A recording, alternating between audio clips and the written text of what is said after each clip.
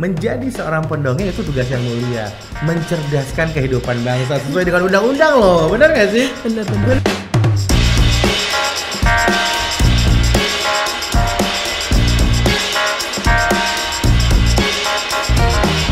Radio Talk. Radio Talk, saatnya bicara di radio di podcastnya RRI Pekanbaru, Radio People. Kalau aku bicara tentang sebuah lagu nih, dongeng sebelum tidur. Memang kalau aku waktu kecil sering banget didongengin oleh orang tua sebelum tidur yang memang menjadi pengantar untuk beristirahat. Tapi sekarang ini kayaknya udah mulai ditinggalkan ya. Tapi jangan salah, profesi dongeng masih tetap ada, pendongeng masih ada nih, terutama di Kota Pekanbaru. Kali ini kita bersama Kak Mami. Kak Mami, oke. Sehat Kak Mami? Hai. Alhamdulillah sehat banget Kak. Alhamdulillah, wow. Tapi kita bicara dongeng nih Kak. Ngomong-ngomong, kenapa sih memilih profesi menjadi seorang pendongeng? Oh iya, karena pertama adalah itu jenis yang saya suka. Karena dari kecil itu saya suka didongengin oleh temen ibu saya. Dan ibu, jadi temen ibu saya. Waduh. Itu jadi, gimana dongengnya? Apakah memang kayak aku bilang tadi dongeng sebelum tidur atau gimana sih? Kalau ikut ibuku sekolah, kan waktu itu ibuku jadi guru, jadi aku ikut ibuku sekolah, terus kemudian didongengin sama temennya ibuku. Terus kemudian mungkin aku kecerdasan bahasa juga, jadi kan suka cerita dengan teman-teman, jadi rasanya itu ini deh, biasa itu kenapa tidak diprofesionalkan gitu. Oke, tapi ngomong-ngomong nih Kak Mami ya, bicara tentang dongeng ini kan sekarang ini menjadi sebuah hal yang agak jarang nih. Kalau dulu mungkin kalau aku bisa cerita, orang tua sering beli buku cerita, kemudian sebelum aku tidur, kemudian diceritain, kemudian juga menjadi pengantar untuk beristirahat. Dan juga sekarang ini aku lihat kayaknya udah mulai jarang. Kak Mami lihat sendiri seperti apa sih sebenarnya Kak Mami? Kalau untuk orang tua sendiri memang sangat jarang sekali menyentuh untuk bagian dongeng itu untuk anak-anak, karena mungkin waktu orang tua juga karena sibuknya sekarang bekerja, karena untuk pencarian nafkah itu memang sekarang itu lebih diutamakan bagi orang tua baik laki-laki maupun perempuan. Yang itu yang terjadi jika saya ada parenting ataupun masuk ke seminar workshop dongeng itu biasanya. Berarti agak jarang ya sekarang ini kalau ketemu orang tua yang mungkin mau mendongengkan cerita anak kepada anaknya. Betul banget. Terus kemudian adalah pemahaman tentang literasi orang tua. Orang tua sendiri itu hanya sukanya bacanya WA. Bukan baca cerita. Bukan baca cerita. Bukan baca buku. Atau baca cerita di WA. Itu dia cerita temennya maksudnya.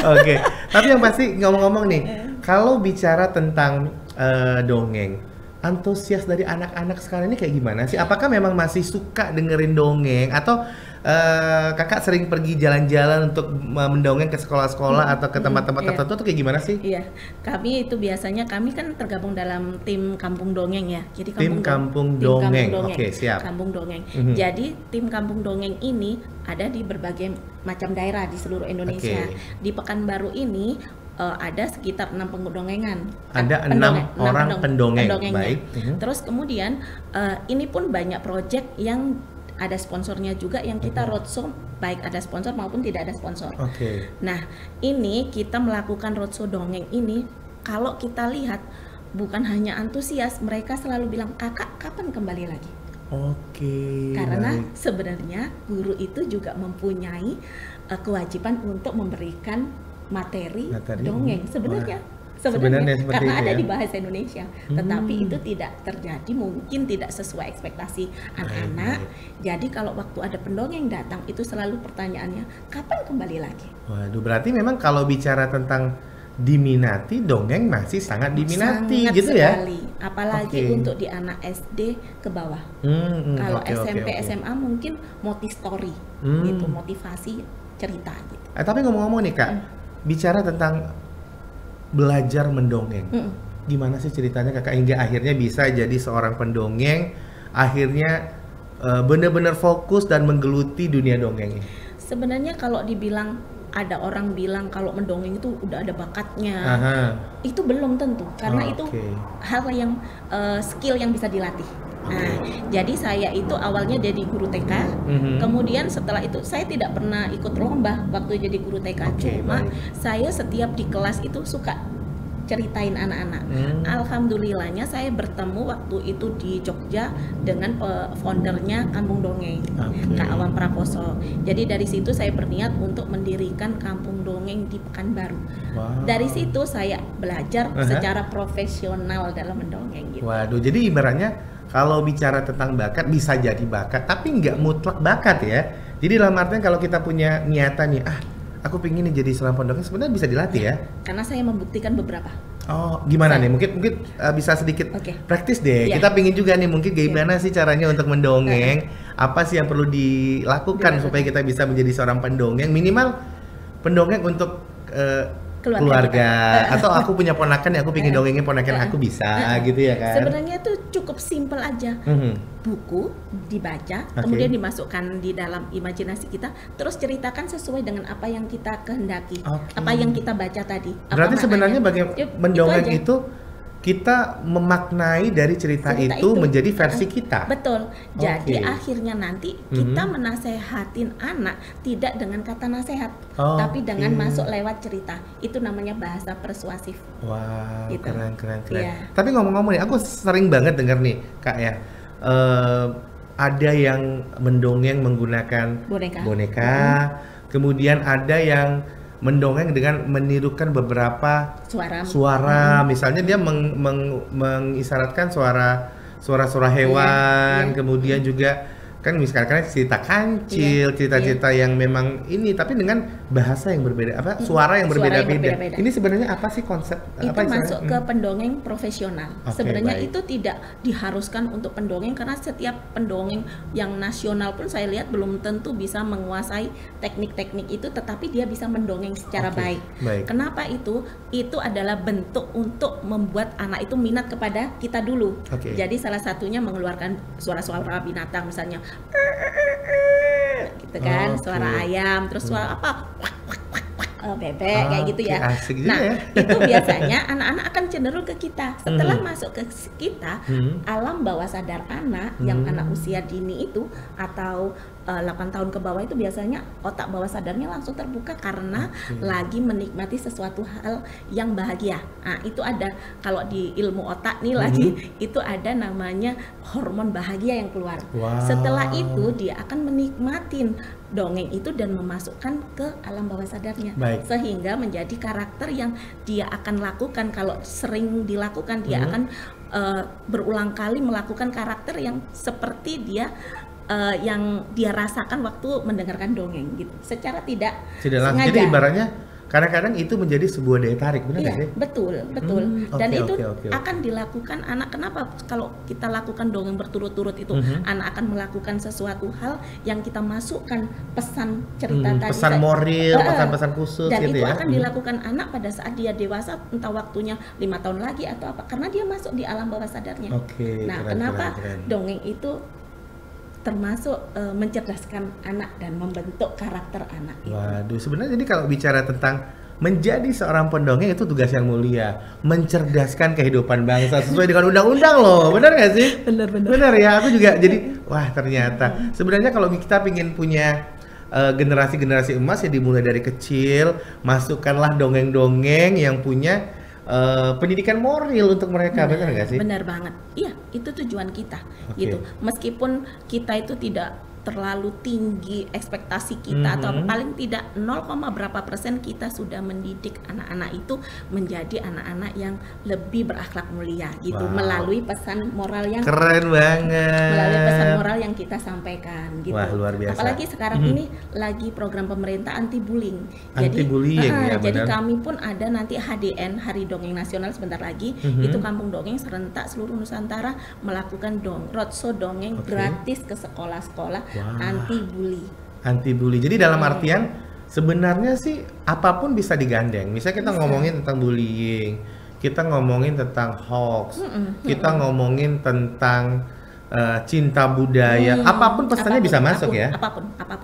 Karena ini pemerintah ini lagi marak-maraknya anti bully. Jadi kita masuk ke ranah itu gitu. Baik. Penasaran nih Kak, mungkin bisa sedikit aja, mungkin sedikit mendongeng, tentu buat yang menyaksikan kita juga di channel YouTube kita dan di RRI Digital juga mungkin yang punya pesan khususnya apa, boleh silahkan deh. Sedikit ya. Ada seekor ayam yang sedang berjalan-jalan di hutan. Ayam itu karena dia akan mandi pagi, dia bertemu dengan seekor katak yang ada di sungai itu. Suara sungainya sangat lembut. Anginnya juga bertiup. Tiba-tiba pada saat ayam berkokok, dia di sampingnya tidak terdengar. Ternyata ada tangisan katak yang si ayam itu tidak mendengarnya. Kemudian menangislah katak itu, dikeraskannya tangisan itu. Wah, kamu kenapa? Aku kenapa tidak bisa terbang, tidak punya sayap seperti kamu. Lihatlah itu, ada burung yang bisa terbang di atas sana. Tapi kamu punya kelebihan lain. Apa kelebihanku? Mukaku udah jelek. Kamu tidak boleh. Itu dalam menghina ciptaan Allah. Tidak boleh. Lihat, burung yang di sana pun dia punya keistimewaan, tapi juga ada kekurangannya. Tiba-tiba terdengar suara letusan dari senapan pemburu. Wah, ternyata burung yang di atas itu ditembak oleh pemburu, jatuh ke sungai, dan si ayam jantan pun bilang, "Katak, kamu harus menolong itu burung itu, karena burung itu tidak bisa terbang." Wah, oh iya, aku kan jago berenang, akan aku tolong. Wah, aku akan menolongnya. Akhirnya dia menolong. Seperti itu akhirnya dia bisa menolong burung itu, dan dia merasakan bahwa dia juga punya kelebihan dibanding burung itu. Burung itu bisa terbang, tapi dia menjadi perenang yang cepat. Wah, itulah keunggulan yang Allah kasihkan, bahwa ada kelebihan dan kekurangan setiap makhluk hidupnya. Gitu. Wah, luar biasa. Jadi sebenarnya nggak perlu waktu lama ya. Dalam arti itu aja hitungannya hanya berapa menit sebenarnya. Memasukkan sebuah pesan moral, setiap orang punya kelebihannya masing-masing. Betul banget. Itu pun kalau cerita itu dibikin 1 jam bisa. Oke, jadi ibaratnya kita bisa. Mau 1 menit bisa. 15 menit bisa, 30 menit 1 jam bisa. Betul, ya. Wow, gitu. Keren banget. Tapi Kak, ngomong-ngomong ada pesan khusus nanti buat yang lagi menyimak kita di sini. Apa sih mungkin yang harus dilakukan agar mungkin lebih mencintai dongeng, atau yang suka dongeng ingin menjadi pendongeng? Boleh. Jadi seperti cerita saya bahwa setiap manusia ada kelebihan dan kekurangan. Tetapi untuk dunia dongeng ini skill itu bisa dilatih, dan apabila mempunyai skill yang dilatih, bermanfaatlah untuk orang lain. Paling tidak bermanfaat untuk keluarga, kemudian bermanfaat untuk daerah sekitarnya, dan kita akan menjadi bermanfaat untuk masyarakat yang luas. Wow, terima kasih Kak Mami udah bareng di sini ya di podcastnya RRI. Tapi pastinya jangan lupa untuk selalu stay tune di podcastnya kita. Pastinya banyak hal-hal seru. Thank you Kak. Sama-sama Kak Niki. Bye-bye. Bye-bye semuanya.